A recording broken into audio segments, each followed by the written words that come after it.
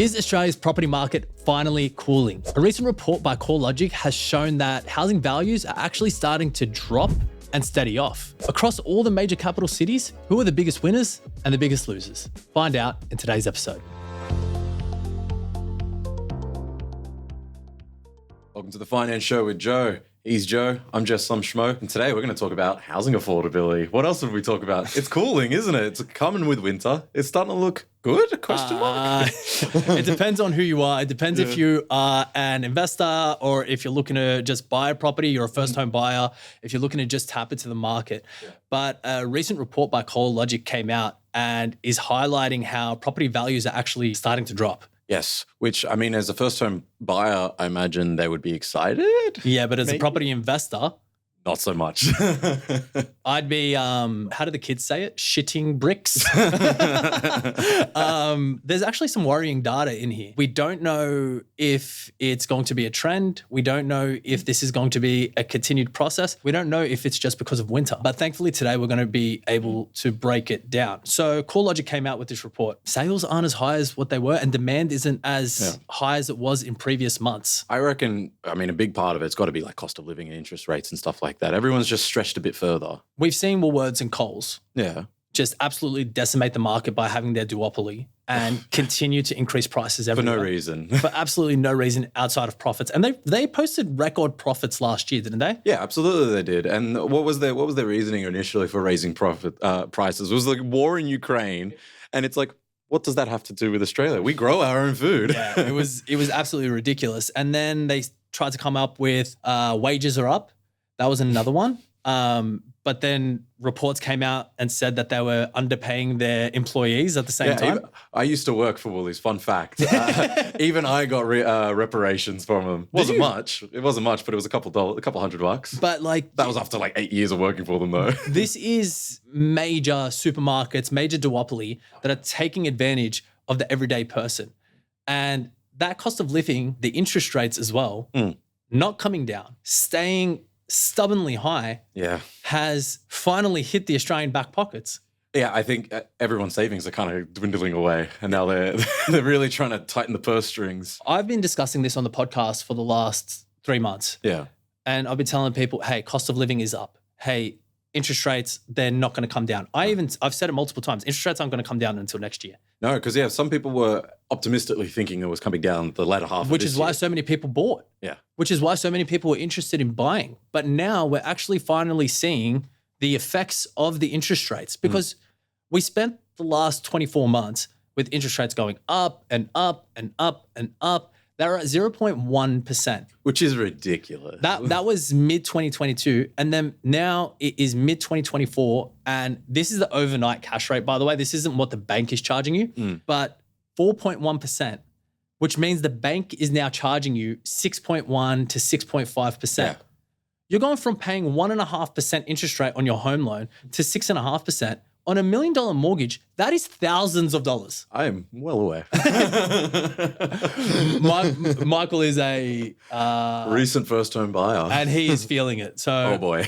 I'm sorry, mate. I didn't mean to do that to you. No. It's long-term, this is good. Short-term pain, long-term game. Again, this is what I keep telling myself. That's the name of property. But there were some really surprising results. And I do want to add in, this is month-on-month results. This isn't year-on-year. Yeah. Perth grew 1.8%. Yeah, I think Perth is going to continue to just sort of grow consistently. We've talked about it to death at this point. Yeah, it's just they're investing a lot in Perth. They want Perth to grow. The Australian government doesn't want Perth to be dependent just on mining. They want it to be its own self-sufficient city. It's the same time zone as China. They've also just got space, frankly. Yeah, that's true. And people want to live on the West Coast. They like the fact that... Sunrises on the beaches, underrated. Sunsets. You're right. No, you're right. There's no... apparently there's a lot less parking fines in Perth. I imagine there's just fewer cars. I don't think you have to fight for parking as much in Perth. People want to live there. They like the relaxed lifestyle. And you're also entering the market at a much lower... Just feels reasonable. Well, more reasonable. It's all relative. Like, I follow hundreds of buyers agents and I follow hundreds of property developers over in Perth. and you're able to buy like 4-bedroom houses with a swimming pool for like $750,000. Compare that, bleep that. Whisper softly, fuck. But compare that to Sydney. Yeah, and that's an apartment. That's maybe an apartment. Maybe, yeah, it depends. And these are places that are 15 minutes away from the CBD. So Perth is going to continue to grow, especially because it's on the lower end of the market. When something is on the lower end of the market, that means a lot more people can buy it. So there's just more room to grow. Think about it like hot chips. Yeah. Hot chips cost $2. Right. When they're on special. When you go to KFC drive-through, sometimes you can get a large chips for $2, right? Right. That means a lot more people can buy hot chips for $2. Everybody's got a $2 coin on them. But if hot chips are $10, you're not going to get 100 customers. You might get 3 customers. In a much larger scale. It's like the luxury field, like luxury sector. Yeah. You only got to sell 10 watches that cost $10,000 as opposed to 100 watches that cost $1,000. But that's what the Perth market is. Yeah. You've got a lot more room to grow. There's a lot more house and land packages, and a lot more people are going to be on the lower end of the salary spectrum. Yeah. Well, that's just how I usually. I don't know if it's a spectrum. Salary bracket? I don't know. Tax bracket. Yeah, that one. The lower end of the tax bracket, so they could afford it. Yeah. So we are actually seeing a migration to WA. Which is a first, I feel. Yeah. I never really hear it. Before now, I never really heard anyone going, yeah, WA, I'm super keen to go. Well, if a bloody house in Bass Hill costs $1.8 million, yeah, and you could go and get the exact same house in Perth for $700,000, people that don't have the massive family ties that we do, you and I being from WOG families, WOG and Lebanese families. It's true. People that don't have, so many connections, they're going to take the opportunity. I mean, it just is opportunity. Yeah, you've got that upfront cost of moving to WA, but then long term, you've got way more opportunities, and especially if you've got work. That's exactly right. Next on the list was Adelaide at 1.7%, which is much in the same as Perth. Adelaide's always a consistent thing. It's not big, but it's not small, and it's not far from Melbourne. Yeah. So it's, it doesn't feel like you're sacrificing that much going to Adelaide. Not so much, and they've done a lot to promote the city. There's a lot more festivals that happen there now. Oh, okay. Yeah. They're very big on their wine tourism. Oh, yeah. Which valley is it? Is that the Barossa? I think it's the Barossa. Yeah. Fact check that one before we get flamed. But Adelaide's done extremely well. I don't want to harp on too much of it because it's very similar to Perth. You're just entering at a lower end of the market. You're buying a house for $700,000 to $750,000. Even if you're an investor, and this is the thing about the rental market all across Australia, you don't see rent being below $500 or $600 a week. So if you're buying for $700,000, $750,000, you're still renting the place for $500, $600 a week. You're paying off that mortgage much faster. You're paying off, yeah, that's exactly right. As opposed to you can buy something for $1.3, $1.4 million in Sydney, you're still getting $500, $600 a week rent. So rent seems to be almost uniform. I'm not going to say it's 100% uniform because there are places in Sydney that, yeah, of course, you're going to rent for a lot higher, but we're starting to see a much more uniform rental market across Australia. So people are taking advantage. Investors are taking advantage of the high rental yield in Adelaide and Perth, which is why there's such a big demand for buyers agents right now. Makes sense. And also it's just sort of seeming like Melbourne and Sydney, everyone's just kind of, I think most people have just been priced out. Not only that they're getting over it. That's 100% right. Like what's your average person's quality of life in Sydney now? It's dropping. I don't know if it's like dropped to a bad level, but it's dropping from what it was like pre-COVID. People aren't traveling. I'm not. I'm certainly not. And I've got something to add on top of that, but people aren't traveling right now. And the people that are, well, they're already loaded. They're already loaded. So I want to get into the more surprising results now. Yeah, go. And I'm kind of going to go a little bit back to front. I'm going to jumble these up a bit. Brisbane grew 1%. It's slowing down. And I think as those investors are now moving in, the prices are going up, not like dramatically, but slowly. So that appetite is waning. It's not gone by any means, but it's not like it was maybe 6 months ago or 8 months ago, whatever. It's starting to, it's still growing. Yeah. If a property grows by 1% a month every month, that's still a 12% gain in 12 months. Still making money. You're still making money investing in property in these areas. Probably better than the inflation rate, which is 3.5%, 4%. But it's not growing at the exponential level that we had seen in previous months. The next result, and we need to discuss this, is Sydney. Sydney, 0.3% growth. I spoke on the podcast last week and I mentioned that I had a couple that purchased in Blacktown. They purchased for $1 million. 6 months later, the property was worth $1.2 million. So that's a 20% gain in 6 months. Which is insane. Which is insane. But it's not like that all across the market. No. Blacktown, they bought a house. It's got land on it.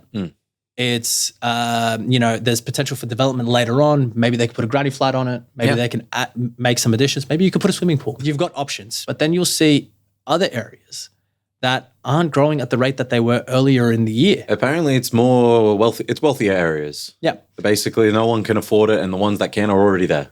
I'm not talking the wealthiest areas. I'm talking about Cronulla, Miranda, Tarrant Point, Sans Souci, Brighton. They've really steadied off to the point where it's like, are they going to maybe dip? Is there going to be a dip there? I reckon there will be a dip eventually. It can't keep going the way it's been going. It's not sustainable. It's just straight up not. People can't take it. That's exactly right. And wages aren't growing to the same rate. No. We see every other week another developer goes bust or another construction company goes bust. Yeah. Which means more layoffs, more layoffs, more layoffs. Yeah, but what's everyone supposed to do? It's just, like you said, not sustainable. But Sydney, at 0.3% month on month, that means it's 3.6% for the year. That means you're actually better putting your money in a term deposit account than buying one of these properties that are growing at that 0.3% rate. Would you call this period now like a readjustment from the crazy stuff that we've seen? 100%. Yeah. 100% I'd call it a readjustment. Yeah. It can't keep booming. Yeah. It can't keep increasing the way that it does. And I've mentioned this time and time again. It wasn't the average mum and dad that were going and buying these houses. No. It weren't families. It were people that had land banked in the 80s and the 90s, and they were just taking advantage. Why wouldn't you? It was insane. They were going to auction, and they were kicking the ass. They were absolutely kicking the ass of anyone that was a first home buyer. Yeah. We've got the migration issue that I've harped on about previously. You're getting a lot of external, extremely wealthy families coming to Australia and either increasing the price or just outbidding everyone at the same time. I went to an auction that went $1.5 million over reserve. I turned to my wife and I go, we're already out. After the first bid, I go, we're done. I looked at the families all around us and I was like, we've got no chance here, right? It went $1.5 million over reserve, not over the guiding price, okay? Because over the reserve. So the people that sold were cheering. Those people now, and we're seeing this especially in winter, they're in Europe. Why not? You just made your money. That's exactly right. My parents did a similar thing. They sold their house and they took the family to Europe for Christmas because we'd never done that. Yeah.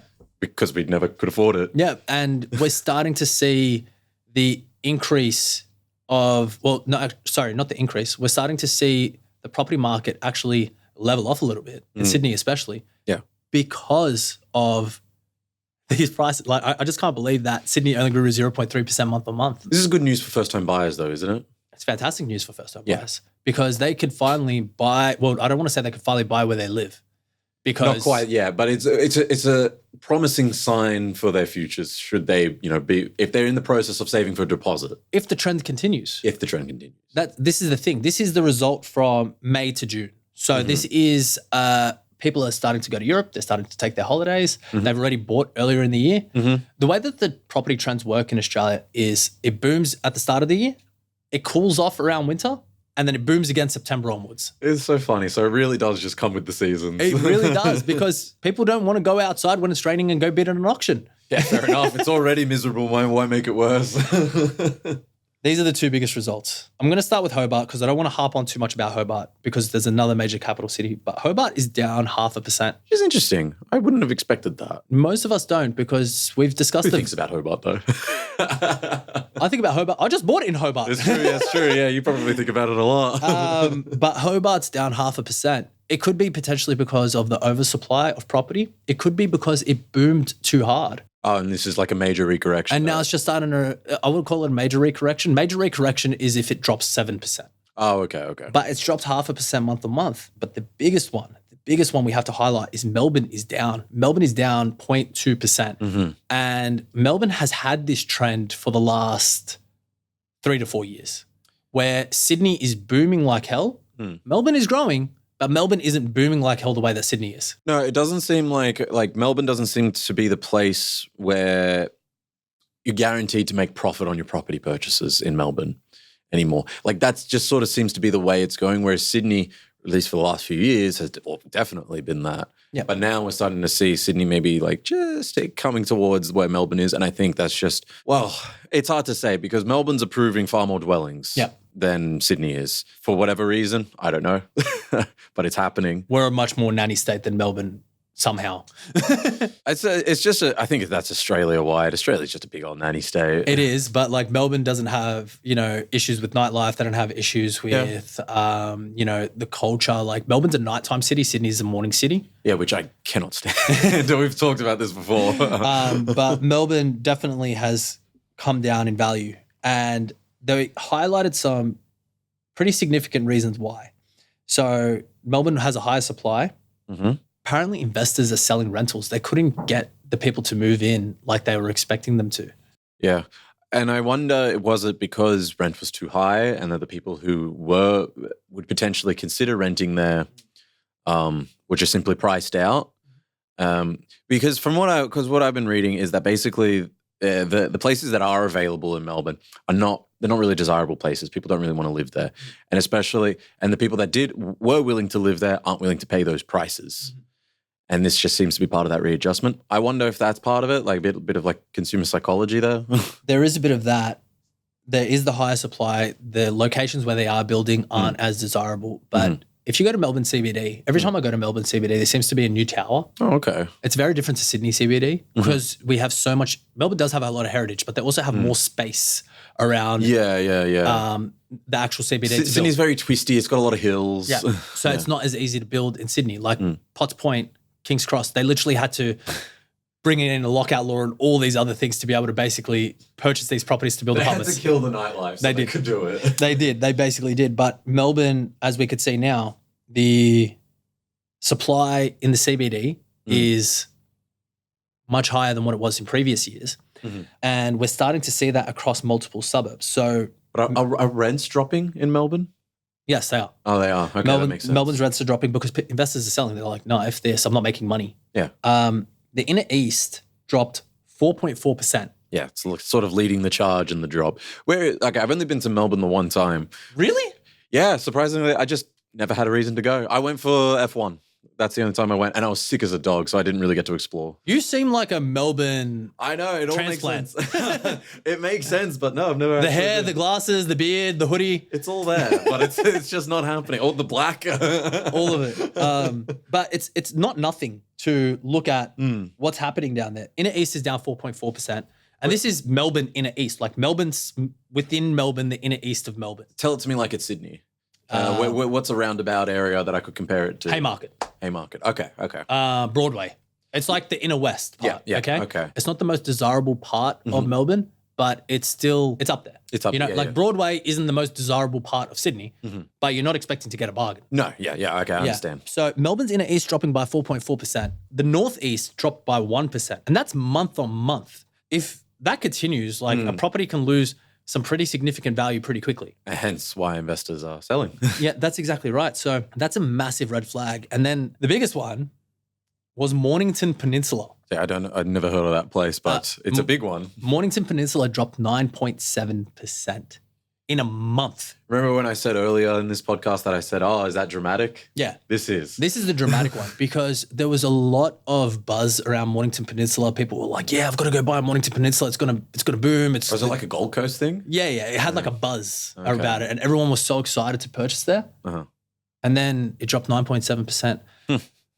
My personal idea around this is you have to be really careful and you have to really understand a CBD before you go ahead and purchase and put your hard-earned money in investing in these areas, or whether you want to live there. If you want to live somewhere and it drops 1%, but you know the area and you know that there's more development around, they're going to be building, they're going to be, there's a new school coming, there's a new hospital coming, there's a new highway. Long-term reasons to stick around. You're sitting there and you're going, okay, maybe it dropped 1%. I'm not going to sell because it dropped 1%. Yeah. But patient. If I'm patient, I could see the vision. Yeah.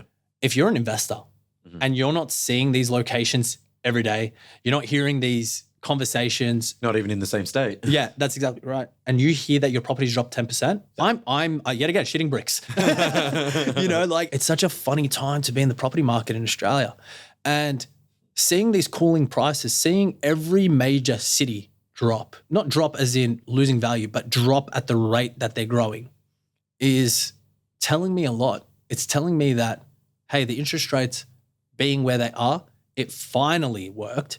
We're finally starting to see housing values drop, and we're finally seeing people tighten their back pockets. Yeah. And the number one result I want to see, and this report hasn't come out yet because it comes out biannually. It comes out at the end of the year, and then it comes out in the middle of the year. So it's going to come out in the next coming days. Okay.